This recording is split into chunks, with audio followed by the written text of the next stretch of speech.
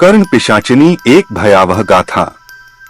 उत्तर भारत के एक छोटे से गांव कर्णाचल में सदियों से एक रहस्य बसा हुआ था। इस गांव को सुनसान जंगलों से घिरा माना जाता था। रात होते ही वहां अजीब सी ठंडक फैल जाती थी और हवा में ऐसी सरसराहट सुनाई देती थी जैसे कोई हवाओं से बातें कर रहा हो। गांव वाले कहते थे, कर्ण पिशाचिनी वहां कहीं रहने वाली है जो कानों में बोलती है, अतीत, वर्तमान और भविष्य की बातें बताती है, लेकिन उसकी कीमत बहुत ऊंची होती है। बहुत कम लोगों ने उसकी बातों को गंभीरता से लिया। कुछ उसे अंधविश्वास कहते तो कुछ बस कहानियों की तरह सुनते। पर कुछ ऐसे भी थे जिनके भीतर लालसा और जिज्ञासा इतनी तीव्र थी कि वे इस पिशाचिनी को साधने की चाहने लगे। पहला अध्याय, आकांक्षा का बीज। दक्ष नाम का युवक गांव में रहता था। वह गरीब परिवार से था, लेकिन उसकी आंखों में हमेशा एक उग्र चिंगारी थी, बड़ा होना, धनवान बनना, नाम कमाना। उसके दो मित्र थे, कपिल और विनीत, जिनके परिवारों की आर्थिक स्थिति अच्छी थी। दक्ष को हमेशा उनकी जीवन शैली से जलन होती थी। एक दिन दक्ष को एक पुरानी झरझरा पुस्तक मिली, एक तंत्र पुस्तिका जिसमें लिखा था कर्ण पिशाचिनी सिद्धि विधि। उसमें विस्तृत तरीके बताए थे, कैसे तपस्या की जाए, कौन कौन से मंत्र उच्चारण हो, कौन सी उपासना करें, कितने दिन चांद के अनुसार साधना करनी चाहिए। दक्ष ने मन ही मन ठान लिया, अगर मैं यह सिद्धि कर लूं तो मैं अपनी सारी कमी और अभाव मिटा दूंगा।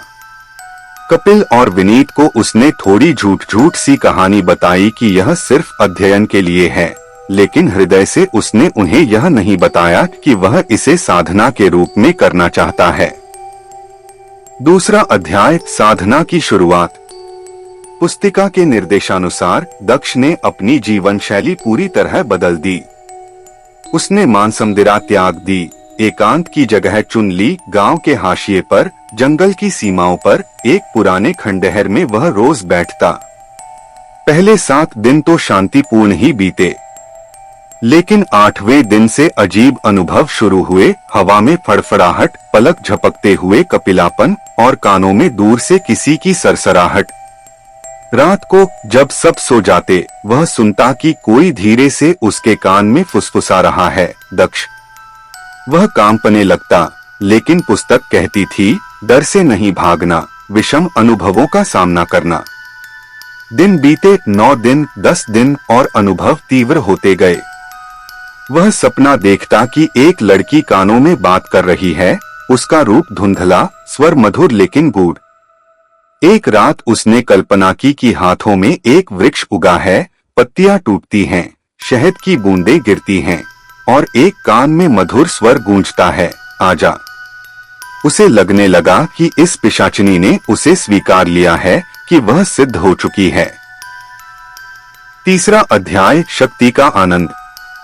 जब दक्ष को धीरे धीरे विश्वास होने लगा कि उसने पिशाचिनी को साध लिया है, तो चीजें बदलने लगीं।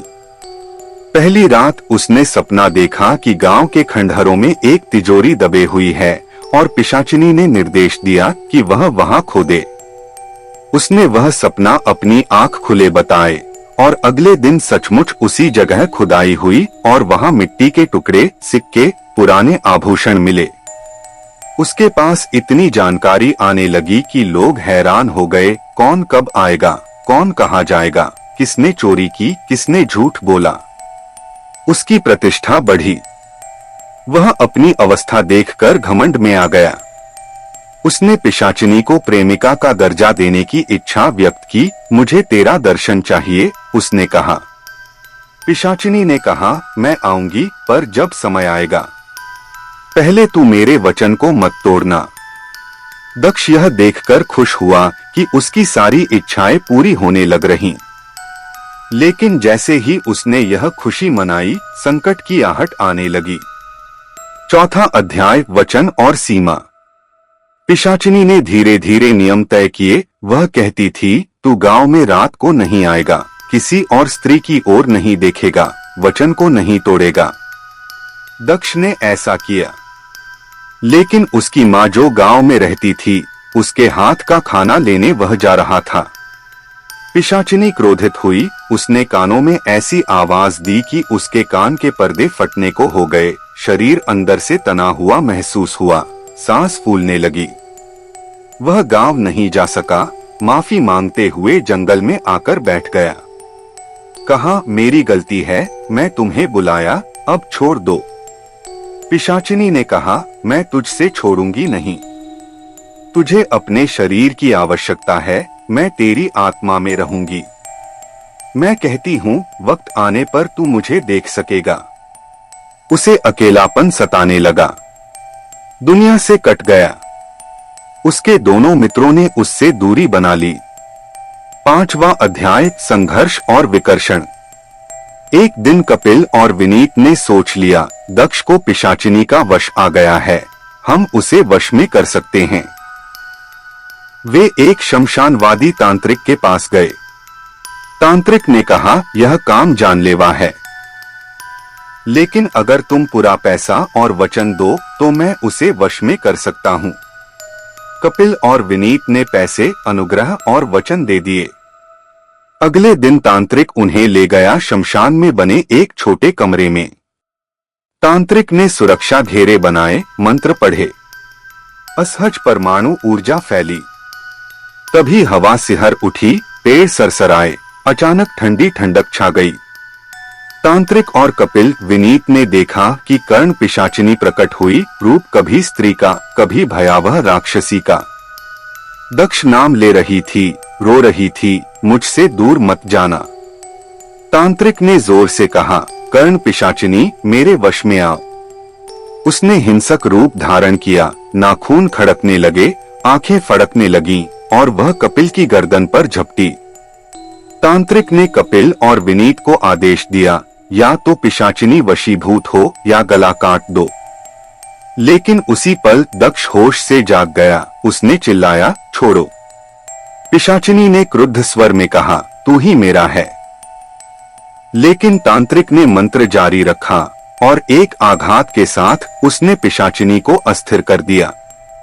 वह चीखी और गायब हो गई, लेकिन इतना कह गई, मैं गई नहीं, जब चाहूं लौट आऊंगी। 6वां अध्याय, शांति या सोना अंधेरा। उस रात गांव में अजीब घटनाएं हुई। कपिल और विनीत की लाशें मिली, आंखें फटी, चेहरा तिरछा, गले फटे हुए। तांत्रिक पागल हुआ गया। गांव वालों ने देखा कि वह मंत्रमुग्ध है, चिल्ला रहा है। वह चली गई, लेकिन वह सो रही है।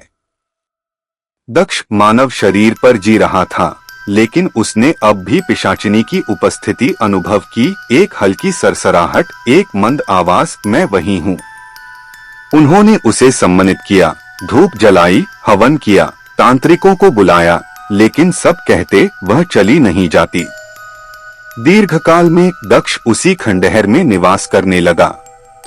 उसने गांव वालों को चेताया, अगर तुम लोगों ने मेरी कहानियों पर हंसा, यदि तुमने इस शक्ति को हल्के में लिया, वह लौट आएगी।